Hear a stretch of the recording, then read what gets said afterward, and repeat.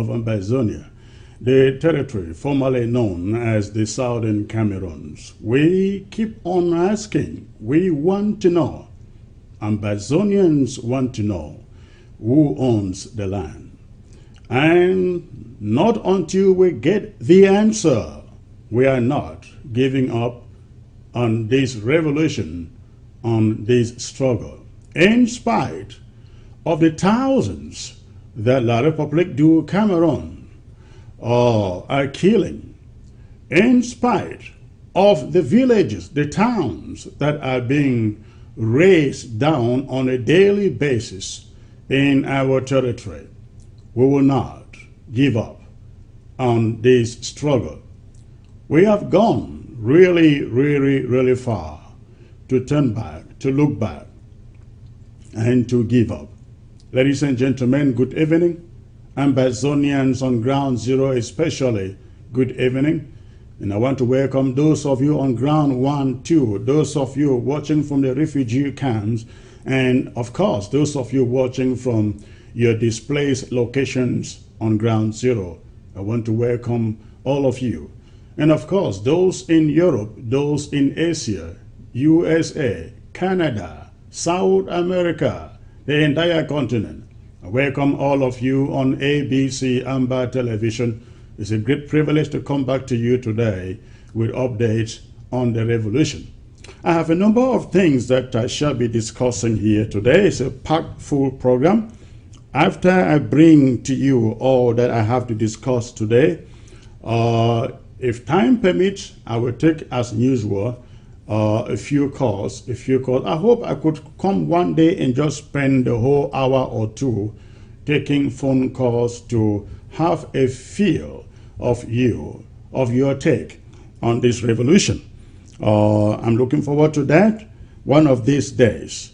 But if time permits today, I will open the phone lines to take a few calls from all of you who are watching, and I like specifically Ground Zero, to take calls from Ground Zero. So please stay tuned and let us populate the platform. Let us populate the platform, ladies and gentlemen. As you join, go ahead and hit your share button. In the next 3 minutes, let us make it 700. We're already close to 600 already on Facebook. So go ahead in the next 2-3 minutes, make it 700. All right.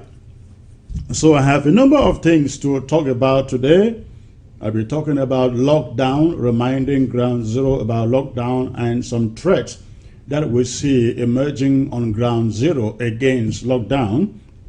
I shall do a little comment, make a little comment on the statement by Thibault Nage, or if you like, call it Nagy, on the struggle last week.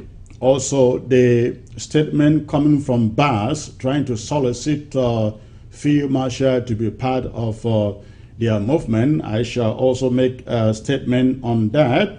And of course, the increase in the spate of killings that we are seeing on Ground Zero today. I will be coming to that too. And there is these allegations of Camto being, of some Ambazonians being paid in the Washington metro area to go out and receive Maurice Camto, who shall be visiting there. I think it is August the 9th. I shall also be talking a little bit on that, what we know. And I have some breaking news, ladies and gentlemen. I have a breaking news. I got some information as per the casualties of the French Cameroon soldiers who have been killed from November 30th, 2017 to January 2019. January 2019, not January 2020. So We don't know the figures between February 2019 to December 2019. The figures I have, which are coming from a very, very reliable intelligence, covers the period of November 30th, 2017, when Paul Biya declared the war, up to January 2019. I will bring you those figures. So, and of course, very importantly, I will talk about the incident going on in Bowie, which I called the attempted Bowie coup. The attempted Bowie coup. Yes, coup. So, those are the things I'm going to talk about today, ladies and gentlemen. Go ahead, hit your share button. Let me take a few announcements. I have with me on the set the chairman, ladies and gentlemen, of the Bowie local government area. I have the chairman of Bowie local government area right here with me on the set, and in the minutes to come, in a few minutes to come, I shall be bringing him in to join me to set the record straight, to set the narrative straight as per what happened, what took place in Bowie with the Bowie warriors and the Rook ADF so-called fighters. We do not want to. I have heard some people say, hey, Secretary Chris, you don't need to talk about that. Why should you want to talk about that? Ladies and gentlemen, this is state television, and you must not get this information second-hand. You get it from ABC, and when you get it from ABC, we want you to take it to the bank. Social media is great with information. Unfortunately, it is becoming very, very unreliable because everybody becomes a reporter without investigating. Everybody becomes a reporter without investigating anything. They just go out, put out anything. Some put out opinion and they call it news. No, opinion is not news. Rumor, allegations, it's not news either. What is news is what comes with facts, and that is what we intend on bringing to you from ABC. All right, let me start with a few things before I bring in the chairman for Bowie, Comrade Lois, who is joining me all the way from London.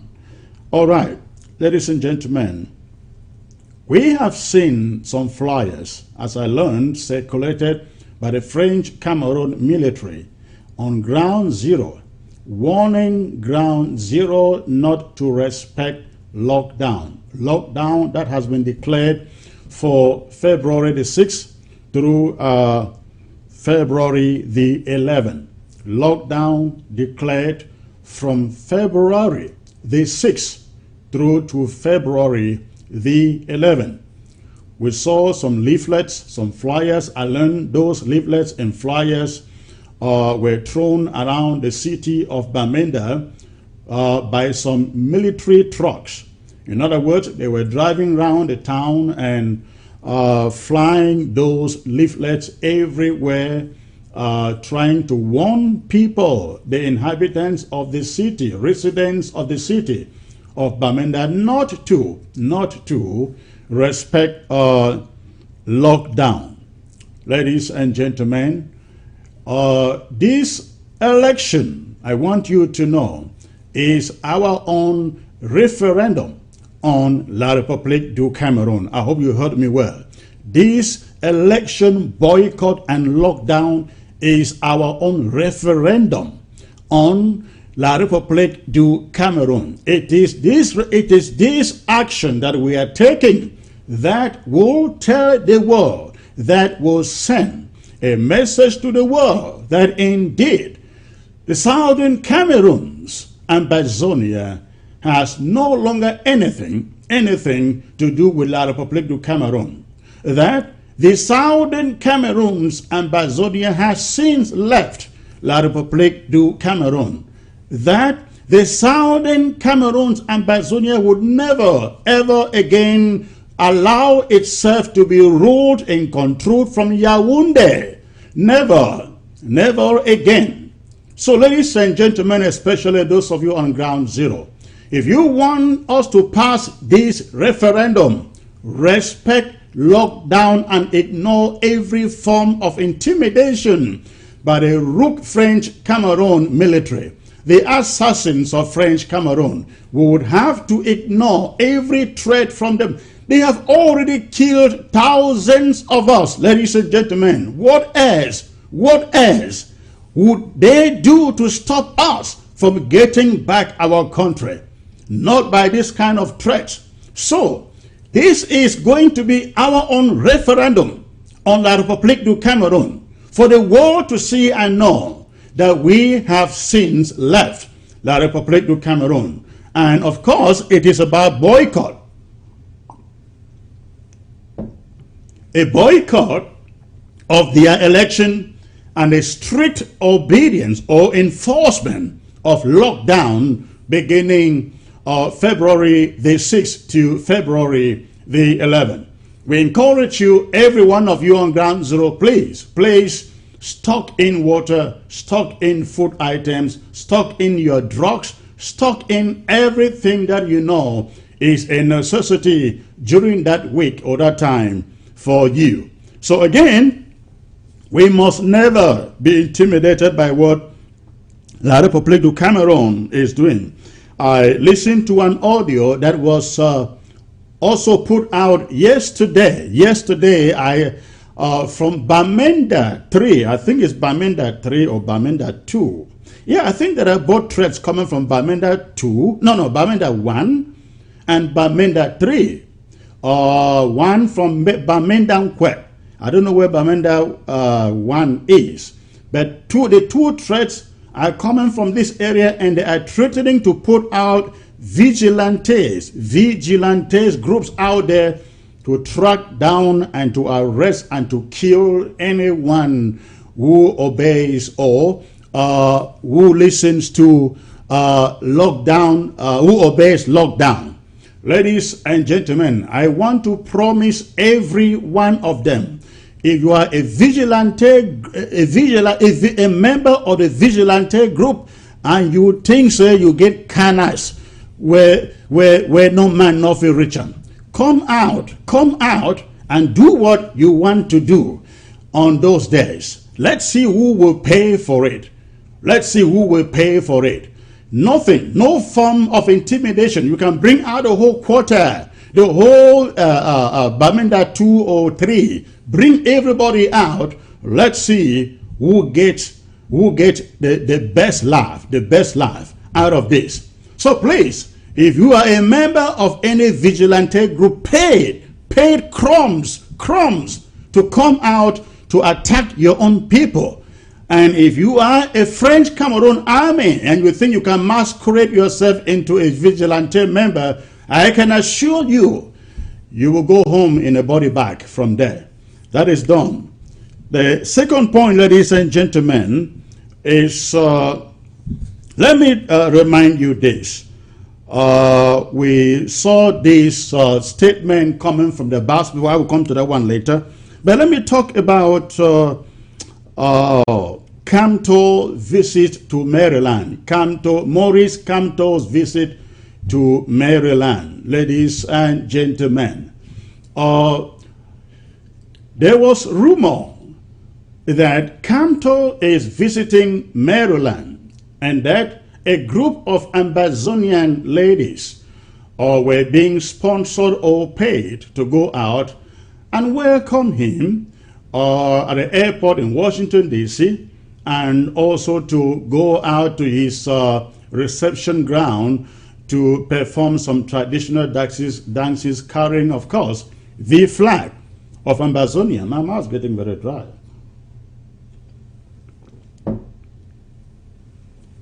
That they go out carrying the flag of Ambazonia and welcoming and performing some of our traditional dances at his reception in Washington, D.C. I received a phone call yesterday, ladies and gentlemen, from the leader of this group, who was actually approached to bring her group to the airport in Washington, D.C. to welcome Kamto Morris on the 9th of February in D.C. She said to me, she never accepted, their group never accepted to go out and participate in that charade.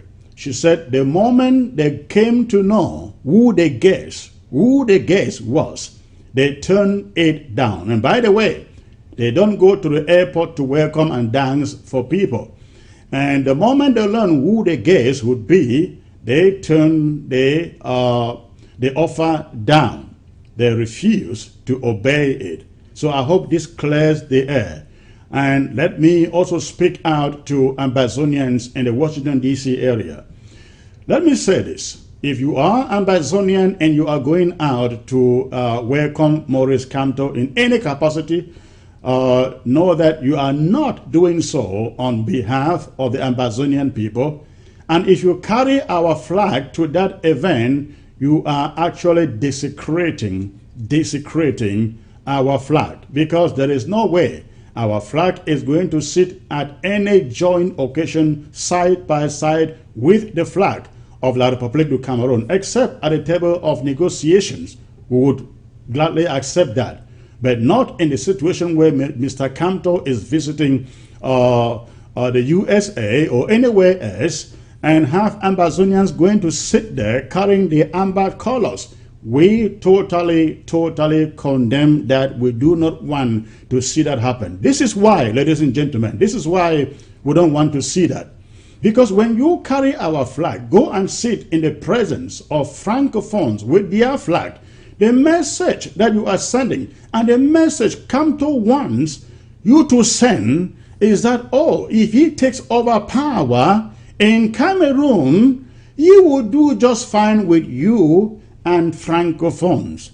And you know, Thibault Nagy or Naj had mentioned that there is a sense of Cameroonese in every Cameroonian, referring to both the Francophones and what they call Anglophones. We do not want to be in the habit of validating that assertion by the State Department guy, Thibault Nagy. So please, we do not encourage anybody going to a Kamto's event with an Ambazonian flag. We totally detest it, and we ask that if for any reason you have to go to his event, we do not want to see you carrying the amber national colors. Thank you very much. Right now, I have with me again our guest for tonight, who is also the chairman of Bowie County, the chairman of Bowie County, in the person of Comrade Lois, who is joining me all the way from the United Kingdom. Chairman, it's a pleasure to have you here, sir. Can you hear me? I can hear you, Chris. Thank you very much, and it's a pleasure to be here. Thank you. It's a wonderful privilege to have you here. Yesterday, we all wake up to hear of the developments in your county, Bowie County. And first of all, let me congratulate you and congratulate all our Bowie comrades from Bowie County for the terrific job that you guys are doing there in Bowie. You have some wonderful fighters up in Bowie. Spoken to Chacha several occasions. Once more, I want to thank you guys for the wonderful support we give to those fighters there. There is nothing best we can do than give them that support. So, tell me, Ambazonians are waiting to know. They want to hear from the horse's own mouth, and it could be no other person than you. Ambazonians want to know what happened in Bowie, and precisely what community, what local government did this take place, sir? Thank you very much, Chris, and my greetings go to everyone out there in Ambazonia and out of Ambazonia. And I always would like to start any of my pronouncements out there with a recognition of the fallen heroes, because if none of them, we will not be here, and they have given their lives so we can live. So I pray that we, from time to time, spend some time in silence for our fallen heroes. During this program, we will move on because of want of time, but I do have them in my heart, and I implore you to have them in your heart. And may their blood, lead us on. So, Chris, yes. Now, yes, tell our listeners, we are all referring to Bowie. Bowie is the entire county. Which local government are the warriors based? Are they in all of Bowie or in part of Bowie? Bowie County is a vast area of land. It spans from when you leave Bamenda to go up to Nkambe. Bowie starts from the areas called Zekwa, which, as people would know, there is a massive hill there called Wainama, and you go to your right from Wainama, you can go down to Barkang, to Tan, and go right across the back to Mbiami, sharing borders with Ngaundari, and you can go up to Sabongari, and then up to areas in Kum, which are sharing boundaries with Donga Mantum, and of course there are parts also that are sharing boundaries with Nwa, which was the first subdivision of the then La République du Cameroon. You come the other way round from Donga Mantum, you can go down to Kor and the neighboring villages of Lassin, and you go right to Judson, which is sharing boundaries with Wum and Boyo, and then you come round back to where we started, going up to Oku and down to Ngokitunya, so sharing boundaries with Ngokitunya. All right, so you have got. Thank you, thank you for that. If I may ask, the conflict we are here talking about has to do with the ADF and the Bowie warriors. I am aware that they're having skirmishes between Bowie warriors and the ADF trying to attack Bowie warriors in the past, and there have actually been some kind of settlements. Can we talk about this for a little bit? Lay the foundation, the groundwork for what we are about to talk about today. When did these confrontations initially take place, and what happened? Thank you very much, Chris. We know that in 2015, when things started going wrong, people began to bring themselves around to start thinking of what they were going to do. We had our great warrior, Honorable Wiba, who made his pronouncements of the surge and the rise up for our freedom. And then people began to think that it was necessary maybe to start defending this freedom. So we know people who went around, there were 2 initially, and then a group of 6.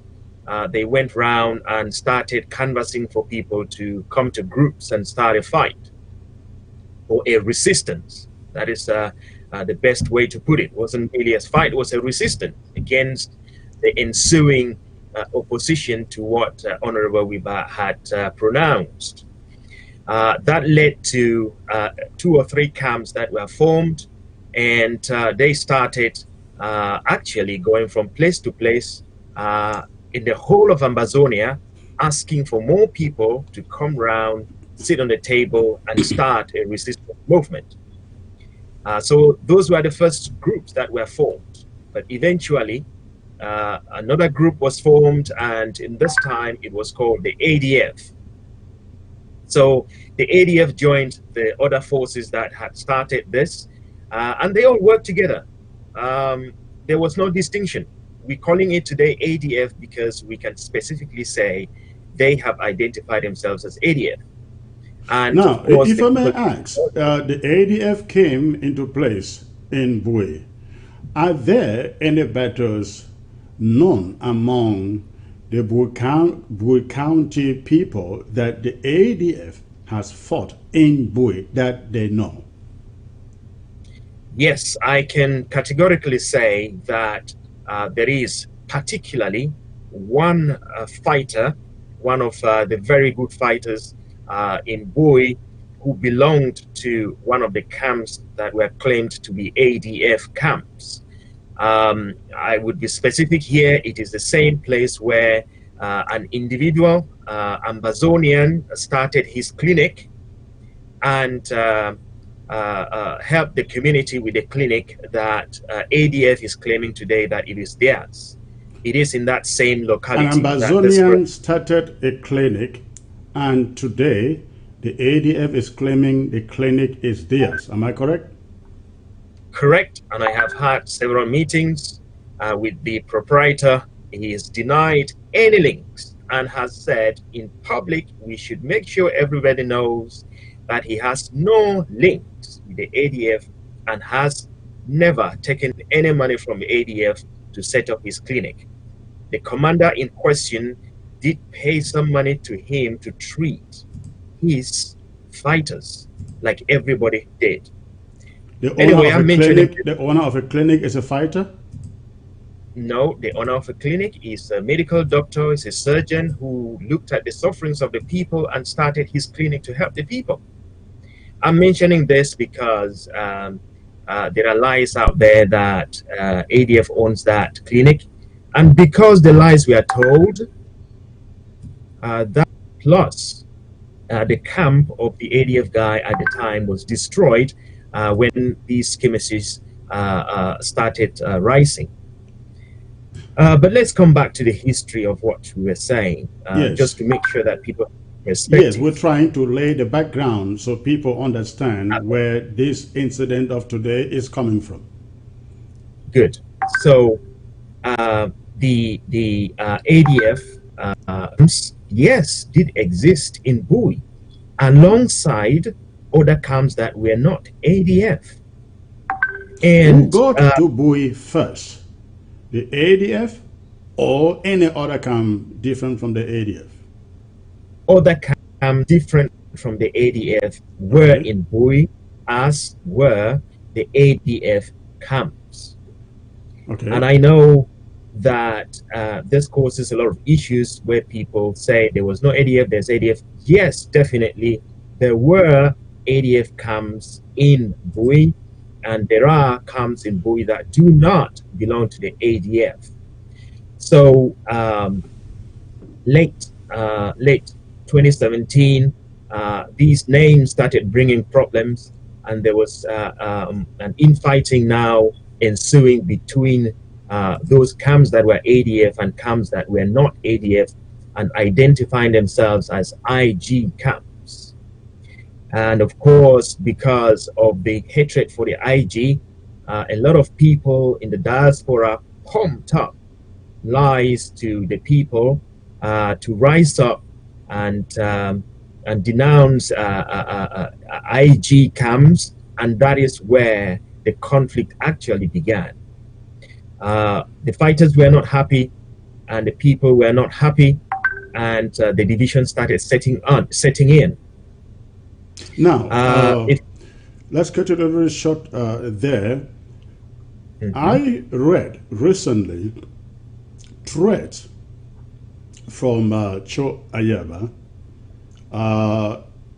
stating that he was bringing his troops, some of his troops, from the southern zone up to Bowie so they could take over Bowie.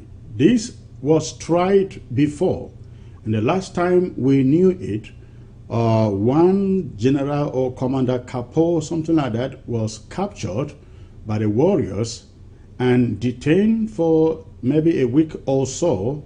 But then there were some negotiations, and he was freed. He was released.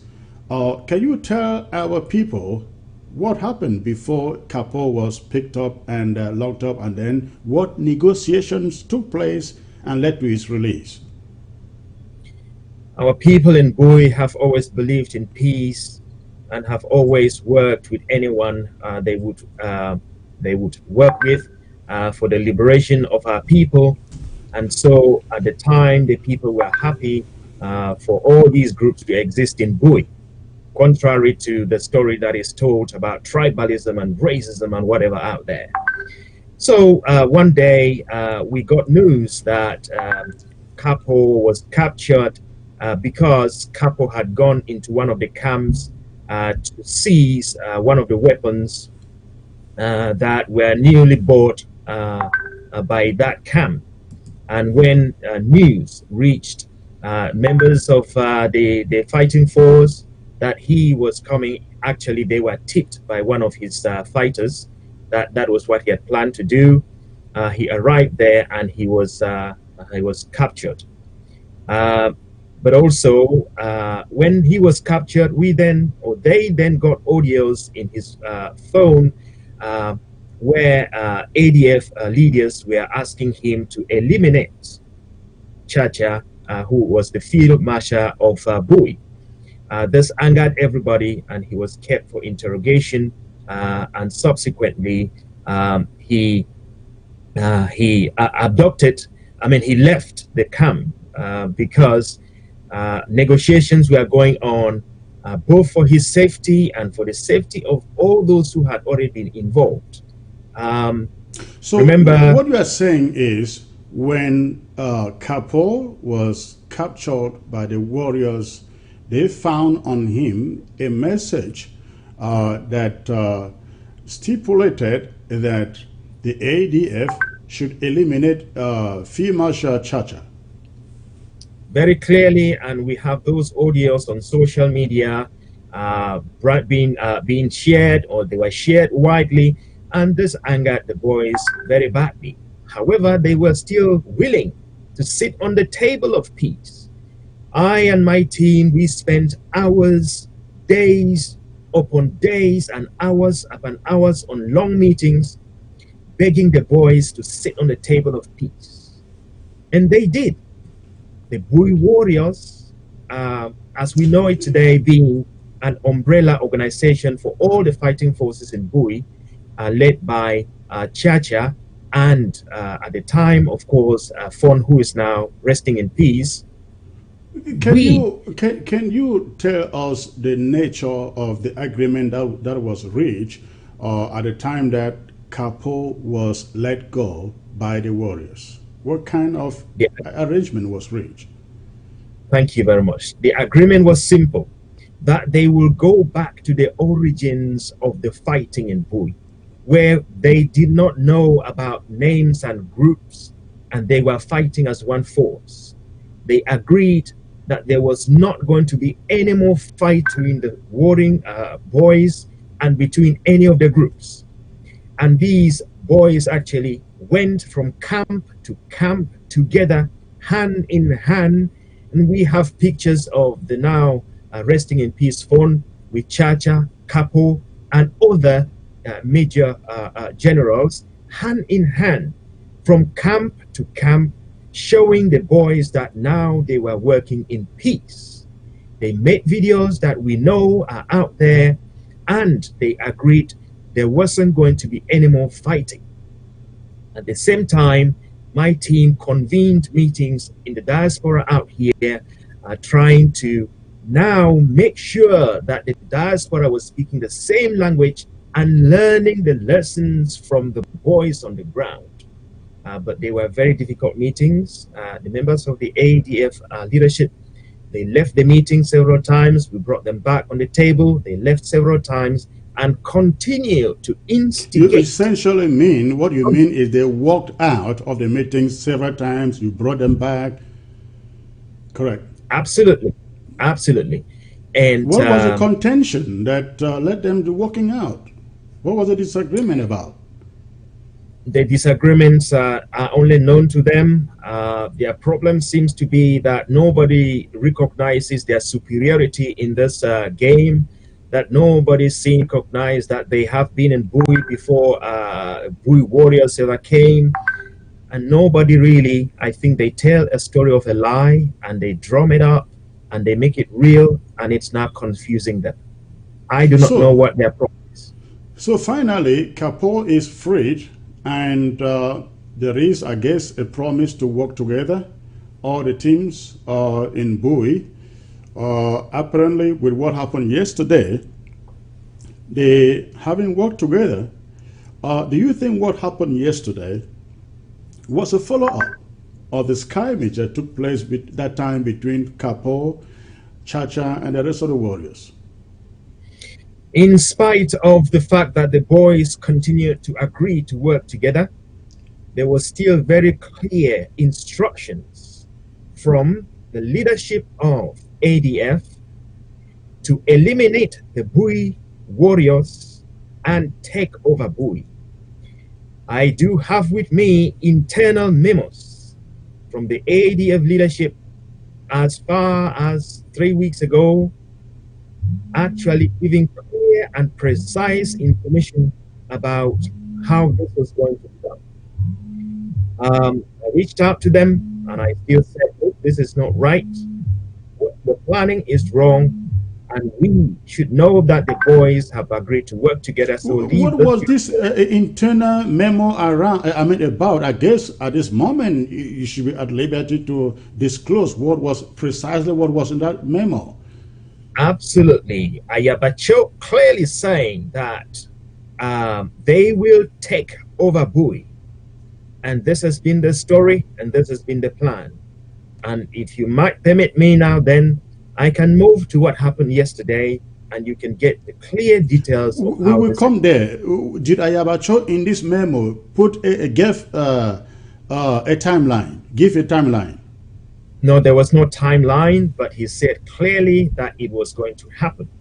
He called Chacha and threatened Chacha and told him he was coming for him. Okay. And we know as well, members of the ADF leadership, even as we speak, I am receiving messages here of threats from them, and every member of my team is receiving threats from them, both at home and here, that they will still take over. And the plan, therefore, was revealed yesterday. A full plan was revealed yesterday, and we will come to it. Now, right. Getting to Bowie yesterday, I understand these ADF guys, 39 of them, they passed through Ngoketunjia in the precisely. They made some stops along the way. Take us in a chronological way. Where did they stop before getting finally to Bowie? The reason for which we started from the geography was so that our viewers can understand the story that is told out there. Right. The story is told that these people, that they came from some area to collect things from Bowie, or through Bowie. We can come to the stories. But we know that these people traveled from far and near, from the southwest regions, across Bamenda, right through Ngoketunjia, into parts of Bowie County. We are told that in the night, when they arrived in Ngoketunjia, our brothers from Ngoketunjia, they suspected this type of a mission, but did not really think that there was something wrong. They received them as brothers and gave them an abode and told them to stay the night. Because when you say our brothers in Ngoketunjia, you are referring to other restoration forces, am I correct? Absolutely. I'm referring to the restoration forces in Ngoketunjia, whom we are eternally grateful to them for what they did. Because if not of them, I bet you by today, we would not have been talking about any Bowie warriors. So commanders in Ngoketunjia, they gave them an abode and promised to escort them to Bowie County when it was near dawn. And that is exactly what they did. When they left Ngok near at dawn and arrived in one of the camps in Bowie County in Zekwa area. They met with one of the commanders, the ADF commanders, Fon, who was already waiting for them there. Remember, they had said to the Ngok guys they did not know the way. And the Ngok guys decided they were going to escort them to go for this mission, which they said they had. And when they called the name of the camp, they knew where the camp was, and they led them to this camp. And then they were received by Fon, may he rest in peace. And then there we know that couple whom we refer I'm sorry, but where was Fon? Where was his camp? Fon's camp is right in the center of Kumbo, in the center of Kumbo. Okay. That is about 15 miles away from where he was at this point in time. In Zekwa LGA, waiting for this contingent to arrive there so he could take them to where they were to start their first mission. Let's get the chronology right. The forces from Ngok took them all the way to Kumbo, where they handed them over to Fon. No, Fon, I guess, was, yes? No, they took them to a camp in the Zekwa LGA. The Zekwa LGA is the neighboring LGA to Ngok. Okay, and that is in Bowie too. That is in Bowie. Okay. Before you ever move from Zekwa into Kumbo. Okay. And so when they arrived, this and the camp in Zekwa, you call it, is a restoration camp. Is it? It is a restoration camp that belonged to the ADF. Remember, okay. This is where once upon a time restoration forces were killed there, 7 of them, and one of the commanders had actually organized with the La République forces to come and kill those boys. And when his phone was taken, they saw exactly how the plan had been ensued and how he actually disarmed his own soldiers for the La République soldiers to come in, and that is how they killed these boys. Okay. It is in this same vicinity that Fon met with these guys. Yes. And then they started an onward journey to the next locality in Zekwa, where their plan, as we now understand from Fon's confession, was to travel from there, cross Jakiri, through Nkar, and go up to Vekovi. And they were going to take up Vekovi first. They were going to take down the commander in Vekovi. That's another camp. And that's another camp. Yes. And take their guns from there and join to what they already had, and then move down and take down Chacha, and then go down to settle in Biame.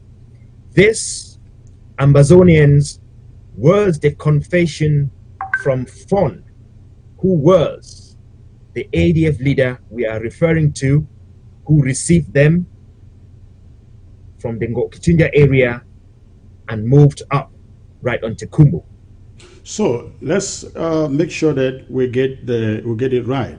Fon, who was the ADF leader in that community, in the Kumbo community, revealed because he died yesterday.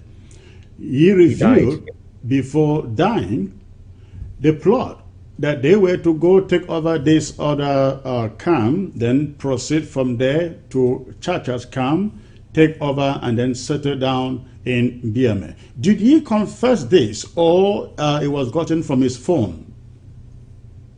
The first thing that he did was he told them that he planned this mission, and this was their journey. They were going to travel through this route.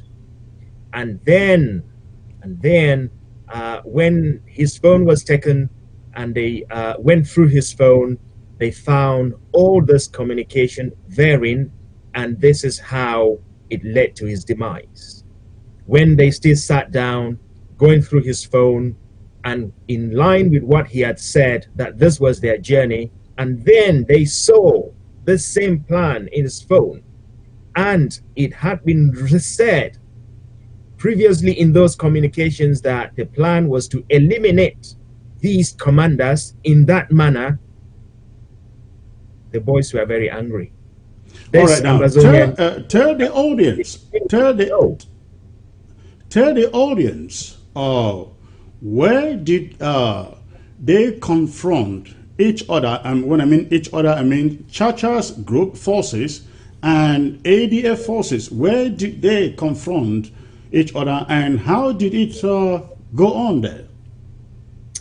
So on the way, the restoration forces in the Zekwa area, when they saw this massive contingent of about 20 bikes in the night in their area, when they see anything like that, they know that it is La Republique, and they get ready. When they confronted them, they realized that there was a commander there that they knew. Fon was there. They knew Fon as one of their brother fighters. There was another fighter from Goktunja area whom they recognized, and this is the one who helped to assisted them to where they were going. And so they continued on their journey, but the restoration forces were not happy that this was a peaceful mission. They had told the Ngok a different story, and when they met these other people, they told a different story. They had said they were going to collect equipment from Nigeria. Okay. And they wanted to go through Kumbo to get to Nigeria. That's what they told Ngok, right? Exactly. And when they got to the first camp, they told the camp that they had brought material to come and give the restoration forces in Bowie. And in the excitement, they called Field Marshal to tell him he was having visitors who were coming with equipment.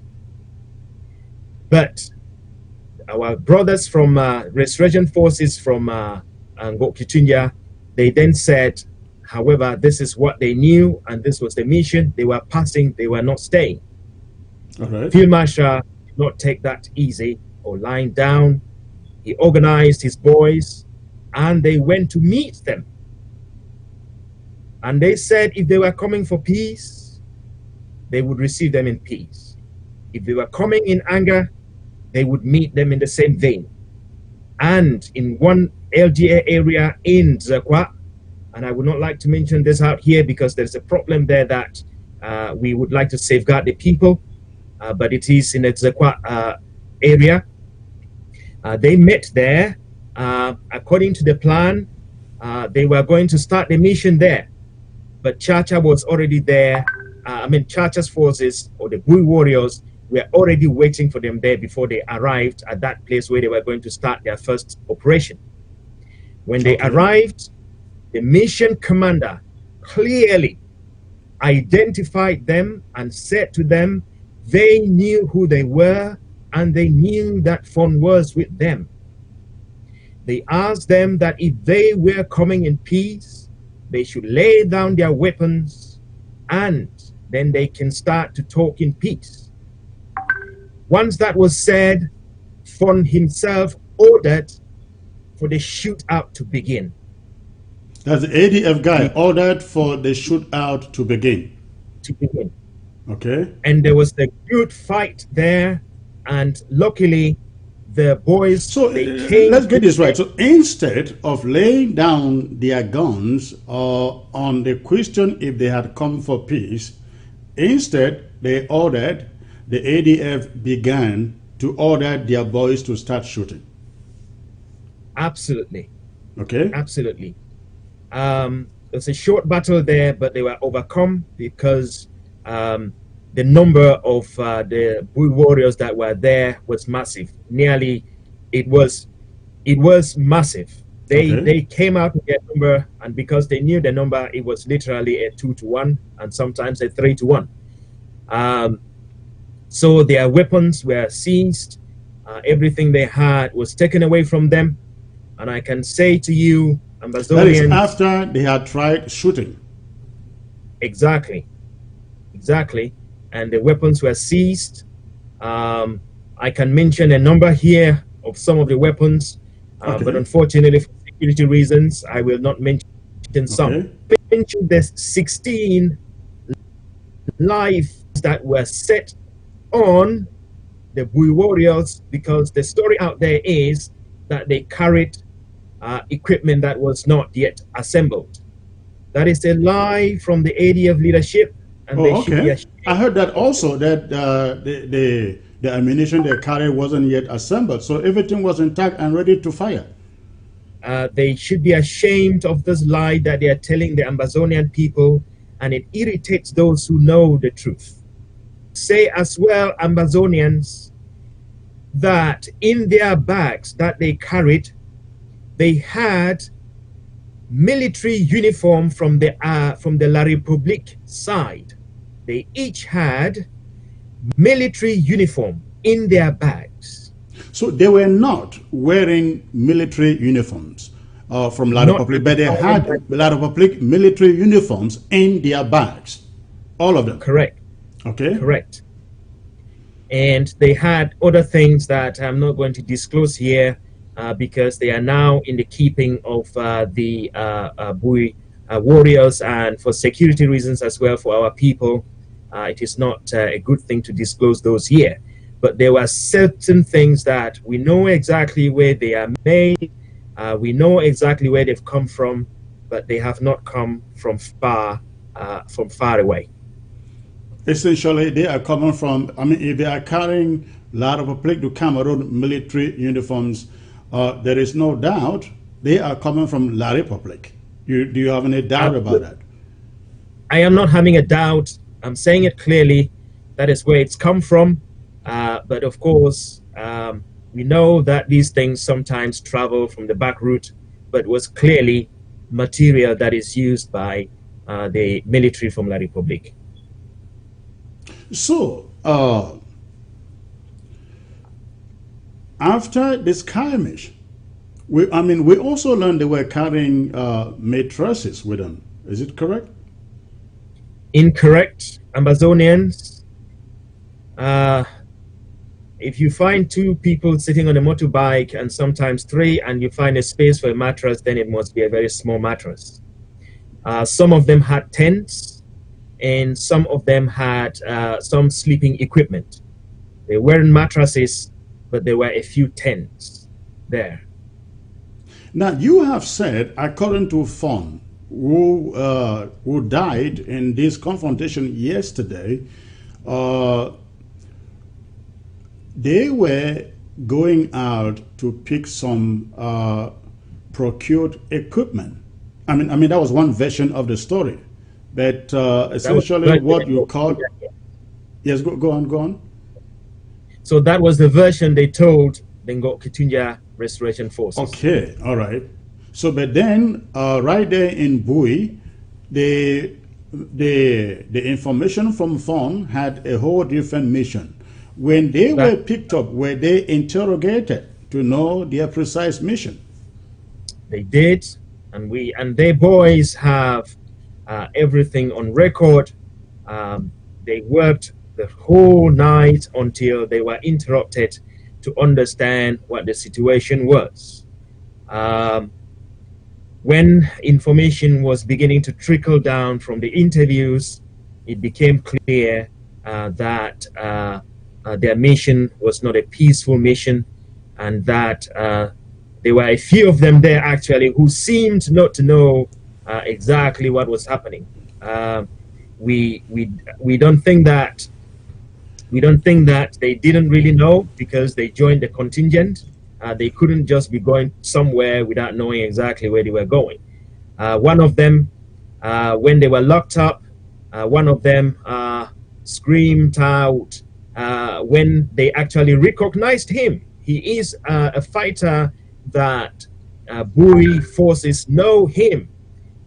We as a county actually paid for his hospital bill when he was shot a long time ago. And he screamed out from the crowd that the mission they had, he wanted to reach a place where he would recognize the fighters and then tell them that this is why they were coming, so that they can run. So he was trying to save himself, essentially.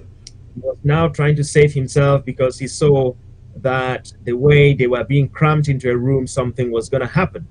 And he was now trying to save himself, but also somebody called his name, appalled that he was part of it. And then he started ranting out that when they said they were coming to kill Chacha, he was not part of it. He was just coming thinking that he would let them know before they actually arrived, Bowie. But they were now where they were. These are all the things that were said, were done. And last night, as we know, or maybe not know, the boys received news that there was a mobilization to come over in Bowie and rescue those that had been arrested. And there was terrible commotion again. And the boys, they tried to take the prisoners into various safe locations. And there was also a small battle at that time. The situation has continued to be fluid because throughout the day, the field marshal himself doesn't know who is where, because in that commotion, they can't really yet account for where everybody was taken to and which camp they have been since then. So it is a fluid situation. It has been throughout the day, and as we speak, even in the evening, when we heard that La Republic forces had lined up the road and some are preparing to come down from Oku with strict instructions to come and save the ADF boys, the whole county again has been thrown into terrible commotion. Again, what you are saying that your guys had received instruction yesterday that La Republic was coming through Oku to come and save those boys, the ADF boys. That is this evening as this evening. Okay. Yes. So essentially, the warriors are expecting an attack from La Republic. Absolutely, and we've sent word out. Can I just say again, those who are watching, everybody who lives on the road from Tobin to Meluf, up to Tadu, and Ibal area up right to Oku, if you live by the road, please save yourself and move out from those houses by the roadside. You are expecting visitors. Everybody who lives on the Jakiri Kumbo Strait by the sides of the road, military are all positioned there as we speak. You are not safe. Please vacate the houses and go hinterland. What does it mean to you from Bowie when you hear that enemy forces from La Republic are coming to attack our restoration fighters for arresting Rook ADF fighters who should have no interest for La Republic? What are you guys thinking about this? What does it mean to you? I can ascribe no other meaning than what we can see and hear. There is no other meaning to it. The Bowie warriors, they are always ready for a fight. They're fighting people, and anybody who plans to and bring themselves to Bowie, just know that they are coming to meet. If the La Republic forces are working with ADF or ADF working with the Republic forces, or if they are helping each other out, they should know that Bowie is not the place to play the game. Has the leadership of the ADF, Cho Ayaba precisely, has he contacted Bowie County leadership over this? Has Ayaba Cho himself contacted Bowie County leadership over this issue? Yesterday, when this situation happened, my team and their collaborators, they briefed all stakeholders in Ambazonia, and they made sure that all the leaders that we have had, that they knew what was happening and that the nation was in turmoil. Some have reached back to us. Until now, we have not heard from Ayabacho. And I have personally instructed my team that they should not get into any communication with them either. We Why? extended a bit of peace. We asked for them to sit on the table of peace. They refused. We brought peace. They brought violence. We brought justice. They brought injustice. We asked that we work together, and we brought the boys to work together, and they worked to divide them. When this happened, without us knowing, and we are all dealing with the consequences, there is no point for them to be calling us to chastise us for their insolence and for their refusal to see this problem coming and solve it before time. We will not put words in their mouths for them to use over the social media to continue with their campaign of lies. We went on the media yesterday to say exactly what happened so that the Ambazonian people could know, and before the lies arrived, they would have known exactly what happened. We have continued to be in touch 24/7 with the boys on what is happening on the ground, and that is how we are able to tell the nation what is happening. I appreciate not everybody does, but this is what our team does. Have you, your team, spoken with Honorable Weaver? We have briefed every stakeholder in this revolution. As you can imagine, he is one of the most important revolutionaries of our time, and it would have been very wrong not to inform him immediately we heard news like that. When you look at the caliber of weapons or artillery that the ADF folks were carrying, what do you make of that? We have instructed our boys to take those weapons far away from sight of any fighter and keep them where only La Republique can see them. We suspected that because there was La Republique uniform and equipment also that seemed to have come from La Republique, we suspected that there were tracking devices in them. We've asked our boys to keep them far away from sight and make sure that they don't go near to them. What you are essentially saying is you have no doubt that these weapons came from La Republique. Chris, I cannot say that I have no doubt as such. My inference is very logical. If they had La Republique's military clothing and other equipment from La Republique's military, and they had very near brand new AKs, for example, we can only suggest that these things came together. We don't have specific evidence to prove that the guns came from La Republique, but other things are very conclusive. But we treat all of them as coming from one source. Now, I don't know whether you are aware of this, but this event in Bowie yesterday wasn't isolated. There was another ADF attack in Wabani, where I think 7 ADF fighters were captured by the team of General Daiman in Wabani. In Batibo, there was another ADF attack in Batibo, Mogamo. And in Bowie, this event was also going on. What are you learning with this scenario? What are you learning? What do you, tell us what you think about this. Our hearts go to the people of Wabani. Our hearts go to the people of Batibo from Bowie, and the Bowie people sympathize with you. The Bowie people sympathize with all of you people in Momo who have suffered similar incidences that the Bowie people are suffering. I can only infer that we are not fighting the same fight. I, as a person, can only infer that logically I am someone who is objective.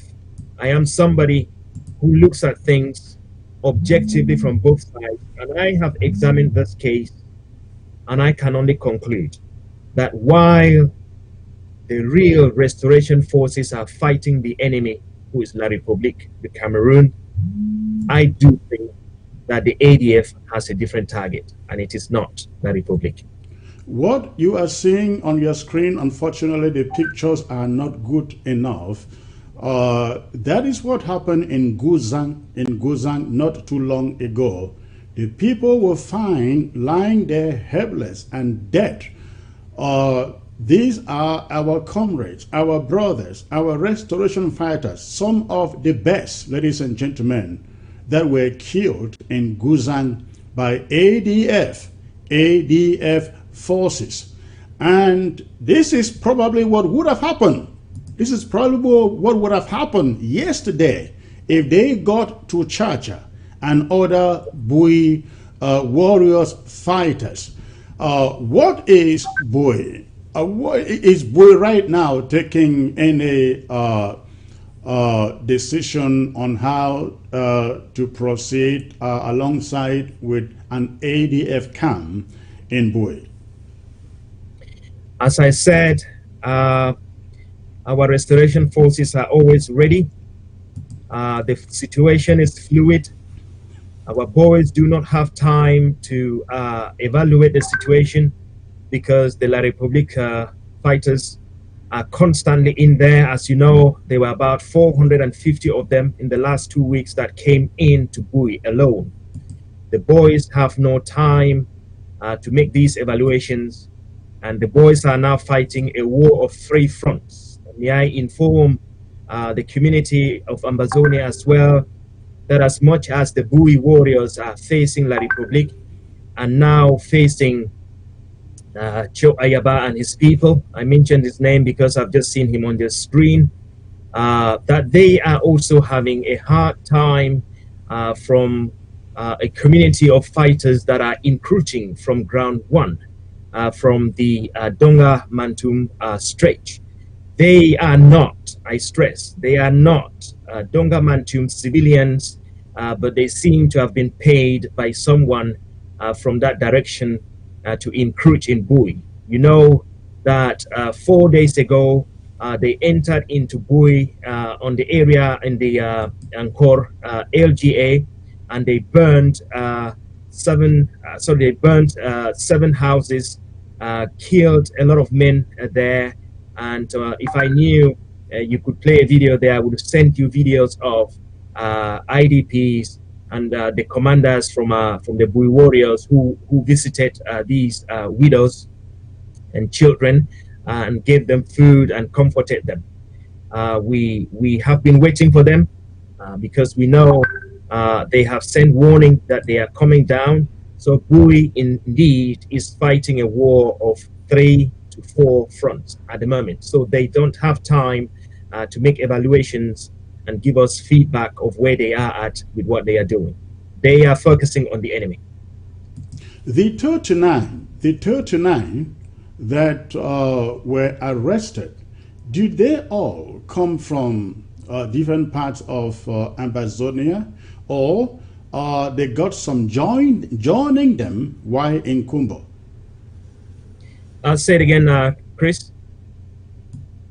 Yes, I'm asking about the 39 who were arrested during the skirmish of yesterday. Did they all come from different parts of Ambazonia, or some joined them while they got in Kumbo?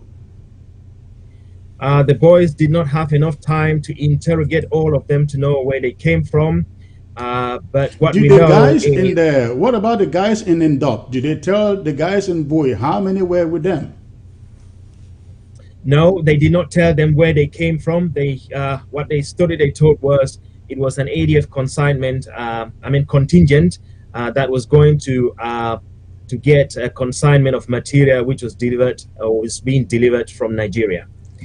Chris, as we're speaking, can I just let Ambazonians know that we from the Bowie County, and myself in particular, I am not somebody who says things I don't know. Information is just getting in as we're speaking. 7 houses already have been burnt down in Bowie this evening as we speak. 7 houses have been burnt down in Bowie. It's already night there. I know it's about Absolutely. it's about to 9 or 8:30, close to 8:30 in Bowie, and Absolutely. 7 houses have been burnt down just tonight, this evening. And we sounded a warning to the people at 6 p.m. I personally sent word out when our security forces sent in the intelligence. I sent it out about that time. It is nearly just, it is not long, and they are in. So the houses have been burnt by invading La Republic terrorists. Absolutely. So now, what do you say of the versions, different versions of these stories told out there by Mark Barretta, by ADF spokesperson, and the statement put out there by Ayaba? They are all telling different versions of the story. Do they have any doubt? Do they have any doubt that at interrogation, these guys would tell exactly what their mission is? Because I hear them saying, oh, these guys were going up there, they saw some pins, and the guys were going up there to use the money for pins to buy some equipment, blah, blah, blah, blah. Do they have any doubt that these guys will use their own mouths to tell exactly what their mission was? Chris, the smile you just saw there from me is a smile from somebody who's lost all tears. When you tell a lie the first time, you have got to tell 99 lies to make sure that the 100th one remains your truth. It becomes a truth for you. I'm afraid they have told so many lies that they have got to tell more lies to cover up and make sure that their version of truth, which is a lie, remains the truth. I would have loved them.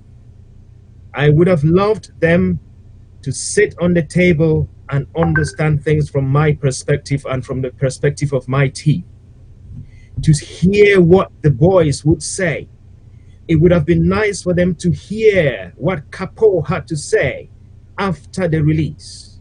It would have been nice for them to hear what Capo said yesterday when Capo noticed that they had actually, he nearly was in that team. Oh, Capo where was Capo, by the way, yesterday? Where was he yesterday? Capo had been asked to send boys to escort the team, and he sent 2 of his soldiers, and on the way they had a motorbike accident and did not arrive on scene on time. And when they called Capo, as I understand, Capo did not turn up. But when the conflict began to ensue, Capo was frantically on the phone to Field Marshal, justifying himself that he did not know about the mission, that he was only told to send 2 boys, and exonerated himself out of it. And how I wish that the ADF leadership out in the diaspora, I'm not calling their names, but they know. I have spoken to them. I have invited them. I have created 4 different Zoom and WhatsApp fora, inviting them to sit on the table and understand that there was trouble at home, and they refused. How I wish they sat on the table, heard what I was hearing from the boys, what our team was hearing from the ground. They refused and depended on lies. They've built all their media outlets on lies. And as we speak, Capo Daniel is telling the same lies on the other platform. And I know that our people have been fed lies upon lies. I do have an obligation to tell the truth about what happened yesterday, and I intend to continue to fight for peace. And any person who offers a hand of peace, the Bowie people will work for peace. But the Ambazonian nation deserves to know the truth and nothing but the truth. And it is the truth that would bring peace. Thank you, Mr. Chairman. Ladies and gentlemen, you are listening to Chairman Shea Lois, Bowie County chairperson, joining me all the way from the UK. Chairman, before I let you go, any particular thing you would want to pass across to Bowie or to Ambazonians as a whole? Thank you very much, Chris. Have you got a whole day for me? Well, if you have a whole day, we can go on and on. I see we have 1,800 people watching on Facebook alone. I think it went up to about 1,900. If you have a whole day, I think they are not going anywhere. They will listen to you. So I have a lot of things I like to say. Please go on. Chris. Go on. First, I'd like to thank every Amazonian. Hold on, Mr. Chairman. If you have a few minutes, what I could do is open the phone lines, take a few calls, you answer a few questions before I allow you to say the last word. Can we do that? I'm happy to do that, Chris. Thank you. Thank you. Ladies and gentlemen, I will put the phone line on the screen. You can only call on WhatsApp, and I'm going to take just about maybe 5 questions for the chairman to answer before you leave. So please, I will entertain calls, most especially from Ground Zero. And Ground Zero, very, very important. So please, the number is on your screen. If you have a question for Bowie County chairperson, who is right here with me, go ahead and call that number. And when you call, please turn down the volume of your set. Before you call, turn down the volume of your set and focus just on your phone. On your set, there will be a delay. If you want to listen to your set and speak at the same time on your phone, there will be a delay. So please, when you call, go ahead and turn down the volume of your set and focus on your phone. The phone number is right there on your screen. Chairman, you can go ahead while we're expecting a call. All right, you hold on, please. I think we have the first caller ready. Let us see. Hello, sir. Yeah, that's Louis calling from Switzerland. All right. Thanks for the call, sir. What is your question or your contribution? First of all, I want to thank you, Secretary Chris, for all your enormous contribution to this our struggle, and as well to Mr. Shea Louis. You people are doing awesome. I don't know what to say, but let God guide you guys and bless you all. My point is, I just want to go direct to the point, and I would like to talk to Mr. Lois. We've now discovered that ADF is working against us. There is no genuine Southern Cameroonian and Ambazonian that won't accept the fact that ADF is against us. And if we allow enemy within, then we are poised to lose this battle, even though it seems as if we've already won 90%. But what I'm trying to emphasize is, if we know that those who are within are the one pulling us behind, why is it that we are creating rooms for tolerance? Why is that we are creating rooms for peace? Meanwhile, the opposite is, if they have gotten the opportunity, they would have wiped us out. And that's to tell us that if we keep on with this type of attitude, man, I don't see ourselves going anywhere. So I'm a consistent contributor into CID, Ambati, and all this stuff, because I want to see ourselves free. But I will not be contributing money for us to capture crooks, rogue, thieves from the ADF, and then be feeding them at the same time. Because we keeping these guys, we have to make sure that they have the logistic, the feeding. If they are sick, we have to take care of them, and we don't know how long it's going to take. So we don't have room for pampering anymore. We are in a situation whereby we are to look forward, not backward. Anybody that comes our way, that's against our plight for freedom, he is an enabler, and he has to be dealt accordingly. All right. So for me, I don't see. Pardon? Thank you. I will allow the chairman to answer your question so we can take other calls. I appreciate the call, please. Thank you very much. Thank you. Thank you. Thank you very much, Chairman Comrade, for Lois, the Chairman Lois, go ahead, please, before I take the next call. Thank you very much, Comrade, for the call, and thank you for the comments. I feel your pain, and it is the pain of the Ambazonian people.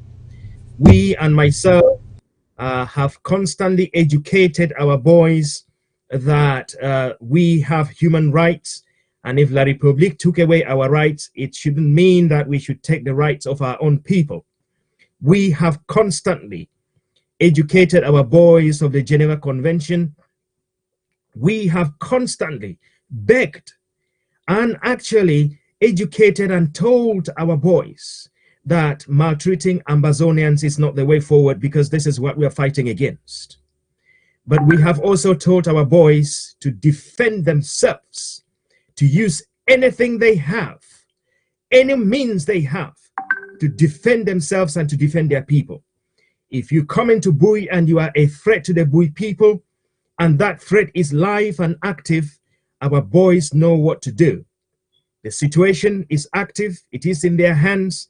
They will defend themselves, and whoever is still preparing to come, the Bowie warriors will defend themselves first.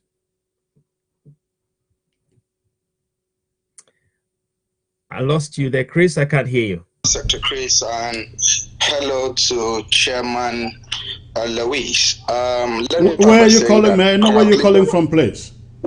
I'm calling from the UK. My name is Emmanuel. Thank you. Okay, and let me say hello to Chairman Lois. Let me start by congratulating him for the way in which he has shown maturity, he has shown bravery and honesty in the way he conducts himself. I've known him since 2016 when this revolution started, and he's one of the few people I would say I trust and I have so much respect for. But what I want to ask him is, what is the way forward? What are they thinking in terms of making sure that things like this don't repeat themselves? And how are they taking prompt precautions to make sure that the children of Bowie and the children of Ambazonia all come together to make sure that they don't fight themselves?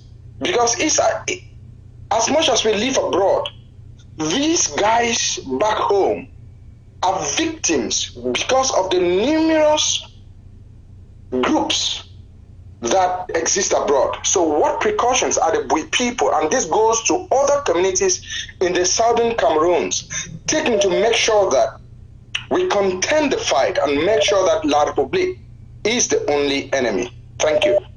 All right, thank you for the call. Mr. Chairman, you have the microphone. Just do a brief answer so I can take another caller, please. Thanks very much, Comrade. It's a very important question you've asked there. Since last night, when the situation arose, we told our fighters exactly what to do. They have been working together. It was unfortunate that one of them sold the whole county to the ADF. They will continue to work as Bowie fighters, but we have been very clear now that we know who the other enemy is. We are not going to fight a war of two fronts. We will fight La République, but unfortunately, I hope that the boys now know that ADF is no more anything to talk about in Bowie. Thank you. Thank you. I will take the next caller. Hello, sir. Hello, Secretary Chris. Good day. Good day, sir. May I know where you're calling in from, please? Oh, I'm calling from the United States, Boston, more precisely. All right. What is the question? I want to thank. I want to thank you for the very good job that you're doing, and also to say thank you for the chairman of Bowie for his wonderful understanding of the situation on the ground. I just want to tell him that we have now understood who the ADF people are. In the past, we were very confused, but his explanation was so clear that we now understand who they are. I want to plead with him to talk with the generals that they should forgive those that they have arrested, because they are only victims of the Joe Ayabak's group. Sometimes they just go for things like that without actually knowing the outcome. So we should try to talk to them and bring them back, because we really need these fighters on the ground. I want to thank you very much, and please move on with the good fight. Thank you. Bye-bye. Thank you for the call. Thank you for the call. Chairman Lois, any comment there? Thank you very much, comrade. As I have said, we instructed our boys to show restraint. If not that they were shot at yesterday, I don't think there would have been any casualties. They called for peace. They were shot at. Unfortunately, ended up in some casualties. We have since instructed them to remain calm. But of course, with the commotion last night, like I say, the situation is fluid. But I am not on the ground. I can only say to the nation what I've been told. The situation is fluid, but the boys will defend themselves as they can. You and I, we're not on the ground. We can say what we want outside of ground zero, but the person who is facing the bullets will make the final decision.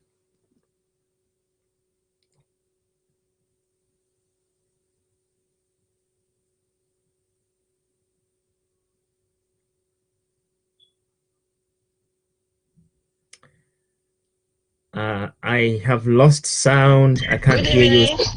Okay, I hope you can hear me now, Mr. Chairman. Hello. Good evening, Mr. Chris. Good evening, ma'am. Good evening. Good evening. Where are you calling from, please? I'm calling from Ground Zero. Where? What county? Oh, Northern Zone. All right. What is your question or contribution? Yes, I just wish to appreciate Mr. Mr. Lois. Yes. For what he has done. I just want to be grateful to God for exposing the ADF. They have been doing a lot of harm in this struggle, and God has exposed them today. And I just want to say there is no mercy. Those people should be killed. I don't want any forgiveness. Somebody has just called and said they should forgive them. There is no forgiveness in this matter. They should kill them. That people should be wiped out totally. We have over-suffered in this struggle because of ADF. No mercy for them. Thank you. Thank you for the call. Thank you. Mr. Chairman, please, over to you. I do very much appreciate your call from Ground Zero. Thank you so much. I feel your pain and how I wish I had a one to wave and make sure that we all just ended this revolution now and live in peace. I can only guarantee you that the Bowie warriors would do what is best for the Ambazonian people. They will do what is best for them, because they also know I have consistently insisted and taught them and told them that there is life after the revolution. And that after the revolution, we will, one after the other, each and every one, give an account of how we run this revolution. And I want to inform my fellow ADF leadership people that the day will come, as you keep threatening me and my team, saying that we will give an account. We want it. We like it. We are expecting it to happen. So there is life after the revolution, and I think we need to remember that as well. Thank you. Let's take the last question. And I will have you give for your last remarks before you go. Hello. Yeah, hello. This is Michael calling from Los Angeles. Yeah, I have a question for the chairman. Okay, sir. Go on, please. Yeah, I want to ask the chairman if he has any regret for the fighter that was killed in Bowie. And then my second question is that he said he had intelligence about the ADF camp attacking the Bowie camp. And then he's just saying that they got another intelligence that La Republic is going to attack, which they are currently burning down 7 houses as we speak. And then I heard him saying that the population should leave. He's asking for the population to leave. So I'm asking if they can attack the ADF camp, and they had that intent. He, as the chairman, why did he call for the population to evacuate, since the ADF, who he claimed also... Who attacked the ADF camp, sir? He said that the warriors got intel that the ADF is going to attack the camp. That's what he just said. Oh, so you are asking why did the warriors not attack the ADF before the ADF attacked them, is that? Yeah, why didn't he send that intel? Because he said the ADF is working with the La Republique. Why didn't he send that intel for the population to leave, as he just did today, that the people is calling for the population to leave because La Republique is going to attack? All right, I will allow him to answer the question. Thanks for the call, sir. Okay. Thank you. Thanks very much, comrade. As you probably don't know, but those who are current with events, I send security alerts every time we have incidences like this. I have never been wrong, not one.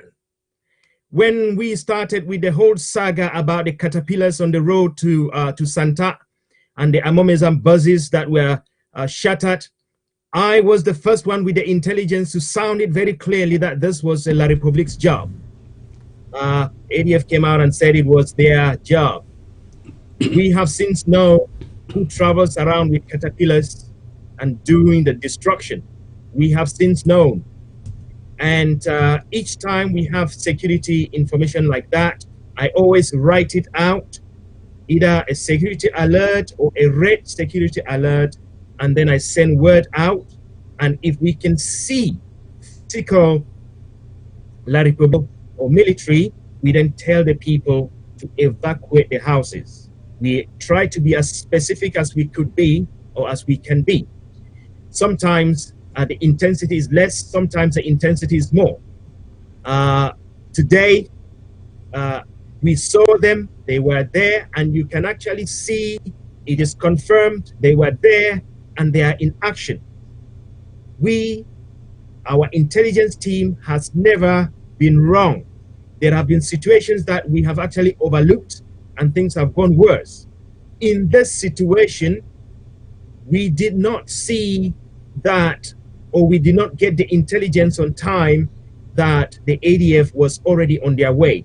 But again, look at it in the positive light. Before they arrived their first target, our boys were already waiting. All right. So, Mr. Chairman, I will take this. Oh, thank you. Take a call. I will take this last caller just because he's calling from ground zero. Hello, sir. Hello. Yes, good evening, sir. Good evening, sir. What part of ground zero are you calling from, please? From Southern Zone, to be precise, Meme County.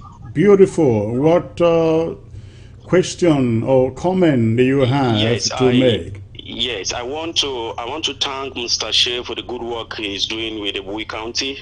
Then I also want to take a memory link on what happened in Guzang by this same group.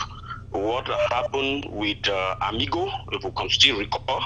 Right. Because Amigo was so merciful and we know the end result. So I will not mix up words here, but I just believe Chacha knows exactly what to do and he will do the needful. Thank you, sir. Thank you for the call, sir. I appreciate it. Mr. Chairman, over to you, sir, if you have any comment. If not, go ahead and make your last remarks, and we'll call it a day for you. Thank you. I appreciate the call. Every fighter in this revolution is important.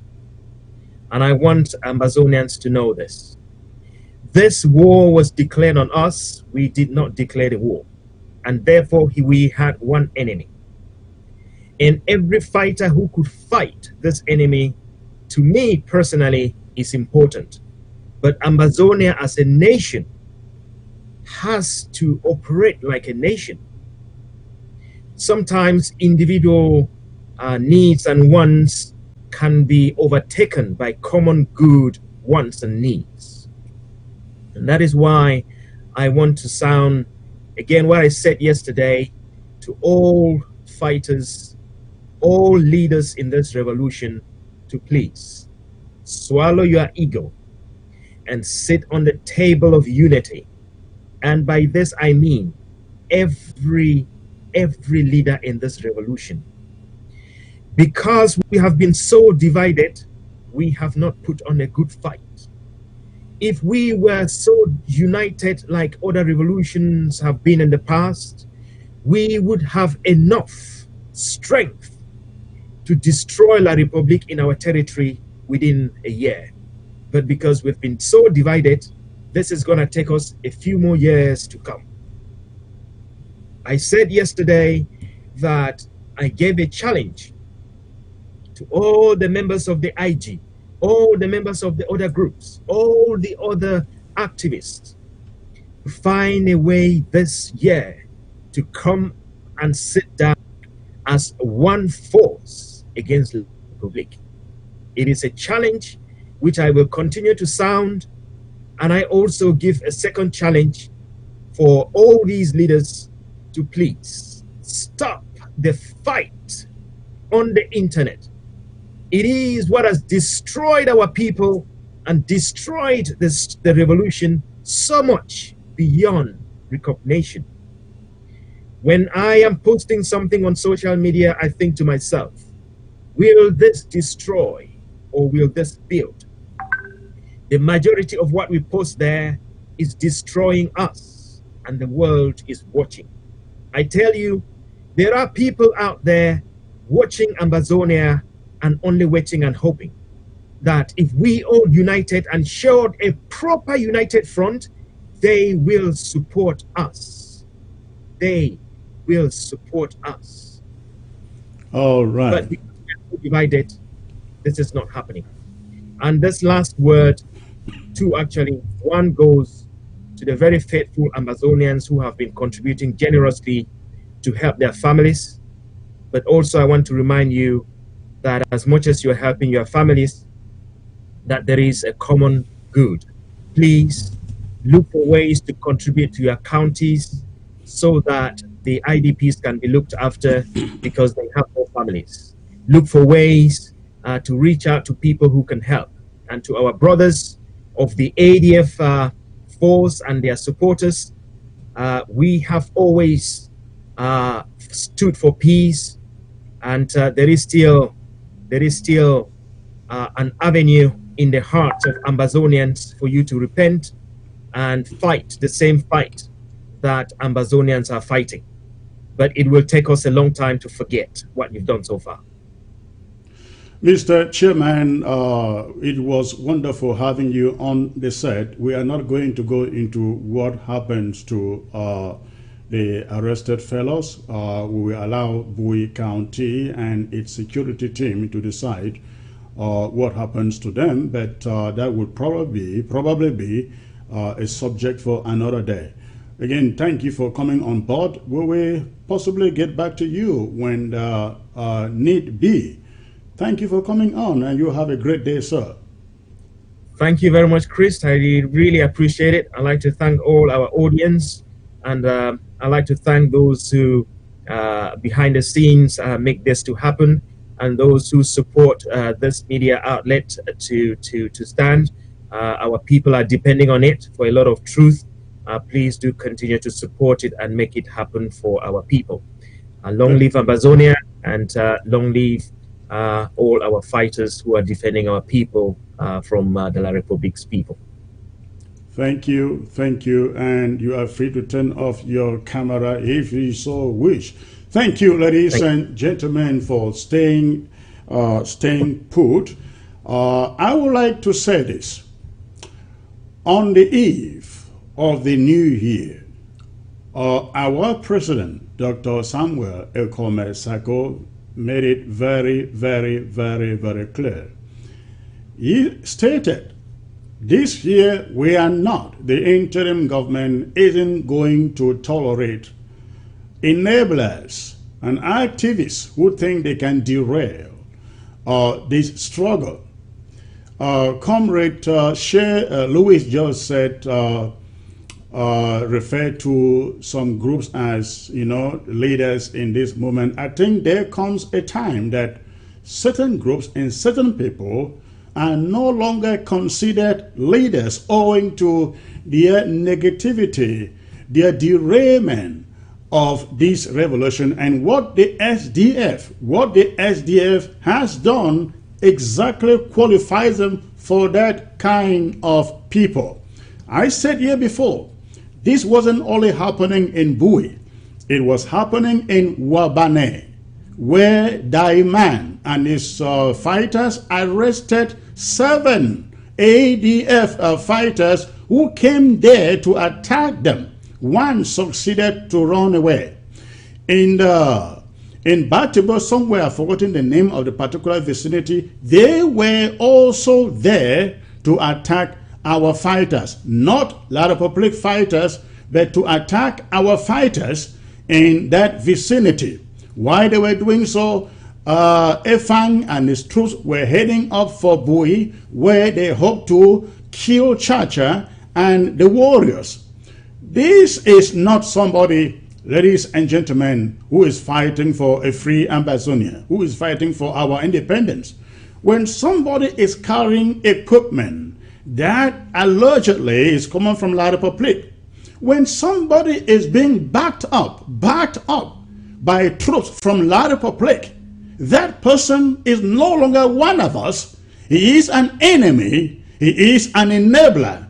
That is what exactly the ADF and its leadership are. The whole AGOVC, that is what they are. They are not fighting for this revolution. Let me also add this. We have it on record, ladies and gentlemen, that I think it was the beginning of last year, 2019, and a helicopter dropped equipment, weapons. A La Republic helicopter dropped equipment in Guzang for the ADF from La Republic. This we also know.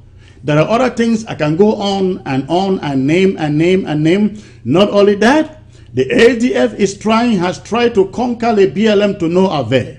The ADF want to conquer everywhere. Now they are pretending right now they want to conquer Fako. But when they go to these vicinities, guess who their enemies are? Their enemies are not La Republic fighters. Their enemies are fellow Ambazonian restoration fighters. Is this someone that you really think is out there for this revolution? And so the moment has come. I want to re-emphasize the statement made by Dr. Sako at the beginning of the year. This interim government will not tolerate, this interim government going forward will not tolerate the activities of those who are out to mess up this revolution, this struggle for our independence. Every one of them, wherever they are found, we will come after them if they will not fight for our independence, but to fight for La Republic of Cameroon. And they will be crushed. This, what happened in Bowie, should send a message to the ADF and the AGOVC that this interim government would no longer sit down to negotiate with you out there. You kidnap our people, you take ransom from them, you kill them, and we are yet to reveal to you what happened to, is it Ayafo Florence? We will tell you that story. The ADF killed that warden in Bamenda. We will no longer accept these deeds coming from the ADF. We will come after you. We will crush you like chickens wherever that you find yourself on ground zero. Now, this message to every fighter that belongs to that charade. We are not asking you not to fight and defend Ambazonia. We are asking you, join your county. If you are a fighter on ground zero and you want to be accommodated, please join your county. We are not asking you to lay down your arms. Look for your county. Join your county and fight under restoration forces. That is all we want. We do not want Amba fighting Amba. We want Amba defending the territory, defending the people, and fighting La Republique du Cameroon. The ADF has put out itself. We know it, and I can assure them this interim government will come after every one of you wherever you belong, whether in the southern zone or in the northern zone. That is a message that I would like to pass after that. Now, I promise you, ladies and gentlemen, about the number of casualties, that La Republique has incurred since this war was declared on November 30th, 2017. we got information from a military source that between November 30th, 2017 to January 2019, La Republique lost 2018 soldiers. Now, the soldiers include gendarmes. The police are not included in these statistics. La Republique has incurred 2018 soldiers. They will not tell their people because they don't want an uprising in their own territory. But that is the number of soldiers they have lost starting November 30th to January 2019. Now you can imagine the statistics between February to December 2019 are not here. So if you add that up, do not be surprised the numbers may be going over and above 3,000 soldiers and gendarmes, not including the police. This is the punishment. This is the damage that they have incurred. And we give all the praises to our restoration forces because they did not call for this war. They did not ask for war. What our restoration forces are doing, they are merely defending themselves from the aggressor who is La République du Cameroon. The Cameroon, I hope that Francophones are hearing me. I hope they are hearing me. We just cannot understand why sensible people, intelligent men and women in that country allow their children to go out to be sacrificed for an old man who is already near his grave. We hope that Francophones will stand up and demand that Paul Biya, their leader, account for why he has to sacrifice their children for a senseless war. So once more, we have the statistics. 2018 French Cameroon soldiers and gendarmes have been killed since November 30th when Paul Biya declared war to January 2019. We do not yet know the statistics between February 2019 to December 2019. And again, these statistics do not include the police force, only gendarmes and soldiers, as we know. Now, let me talk about the BAS. Now, you also, ladies and gentlemen, the BAS movement in their conference declaring that they were going to consult Field Marshal. They were going to consult Field Marshal to ally with Field Marshal to defend their territory. Ladies and gentlemen, I want you to know that is not going to happen. That is not going to happen. I think our neighbors in French Cameroon, they should know by now our mission is not the same. Their mission is to overthrow Paul Biya. Our mission isn't to overthrow Paul Biya. Our mission is to secure our freedoms, our liberties, and our independence. Their mission again is to overthrow Paul Biya. These are two parallel missions, ladies and gentlemen. And so, to think that Field Marshal will go and put his life on the line for them is a child's play. You want freedom? You want Biya gone? You got to fight for it by yourself because we have nothing to gain or to lose. If Paul Biya is gone, he has nothing, absolutely nothing to do with Ambazonia. Francophones should fight for their own country. This fight of Ambazonians is for Ambazonia. It's for their own country. I hope our Francophones neighbors out there, they are hearing me. I hope they are hearing me and they can understand what we mean by this is a parallel mission that we are in. They are in to overthrow Paul Biya. We are here to take back our country. We will never, ever have to fight together with Francophones. It is not going to happen. We see they develop a federal flag with 2 stars on it.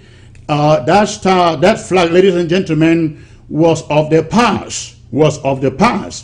The national colors of Ambazonia are blue and white, and that of French Cameroon, green, red, yellow. And those two stars shall never, ever come together again. So please forget, the field marshal is not going there to fight for French Cameroon. The Anglophones, sorry, Southern Cameroonians. How do Francophone think that we are stupid, we are foolish, and we always have to fight their fight? Hello? Are we that foolish to always go and fight for their fight and then they dominate us? Forget about that. All right, let me move to the next point quickly. We have seen the frustration of La République du Cameroun in the past weeks, ladies and gentlemen. We have seen killings in Bangam. We learn of helicopters attacks in Bangam where so many people were killed. We don't know the numbers yet. We don't know the exact figures. We are hearing of 50, some say 13.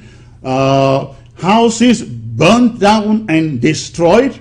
We have seen it in Bali Nyonga, where houses are trashed down, burnt down.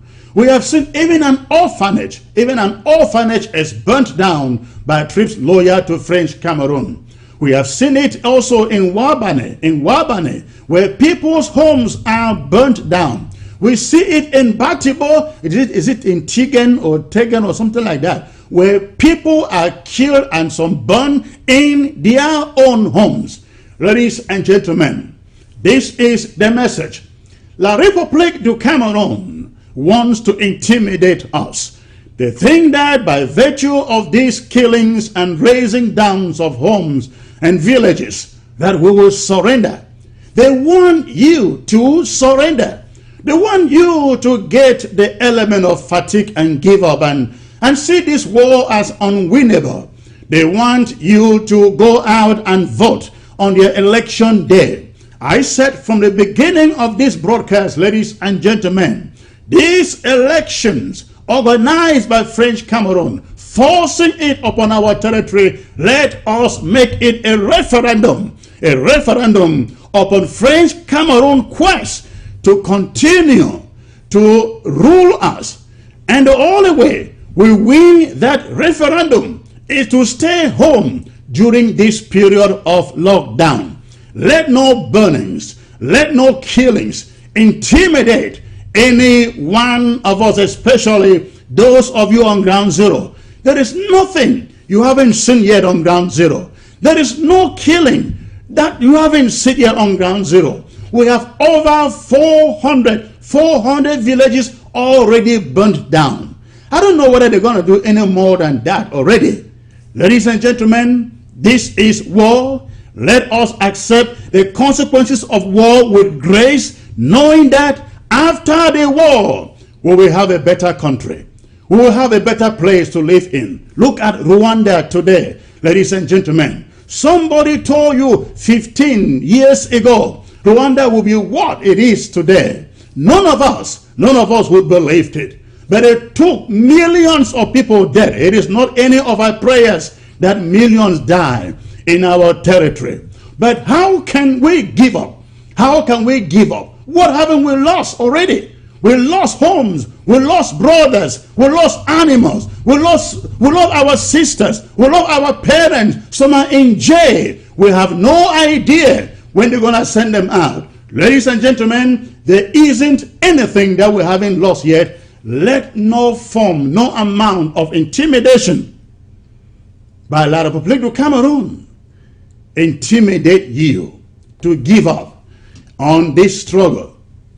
Even when we have some amongst us who are fighting us, like the case of the ADF and the AGOFC that we are talking about today.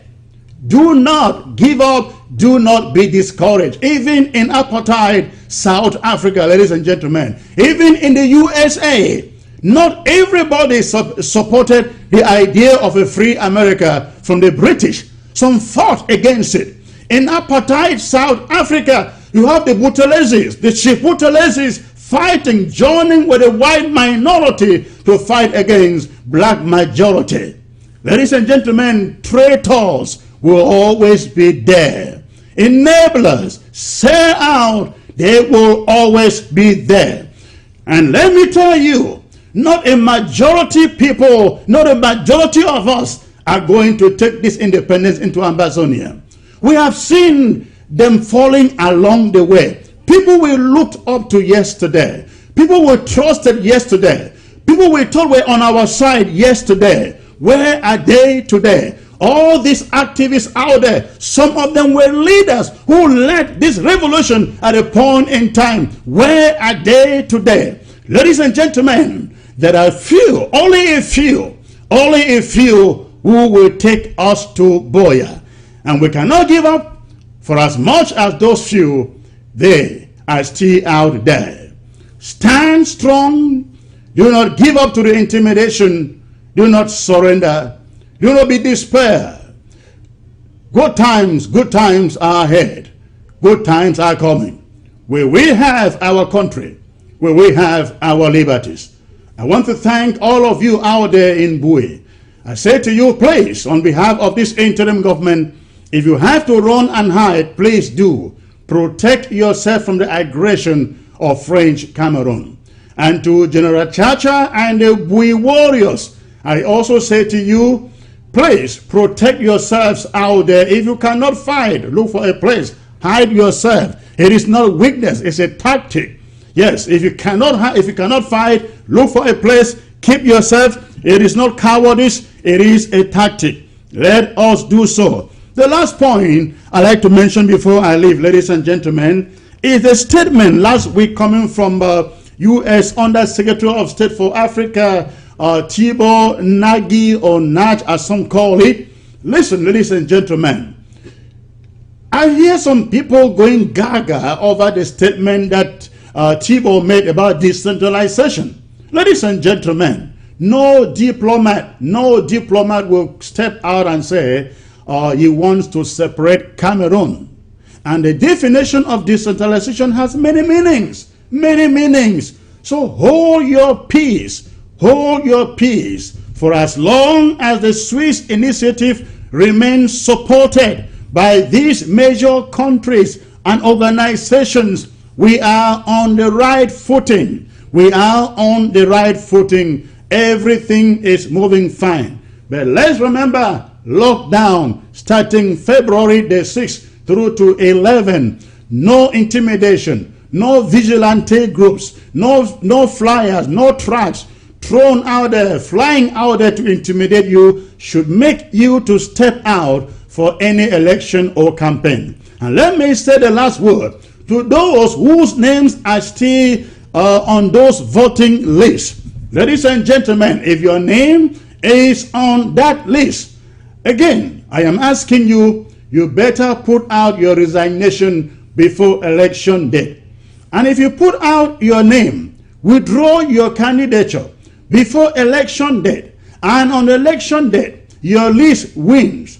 I am telling you, you think that you can play us around and go back to Yaoundé or serve in your community as an elected official, that one a lie.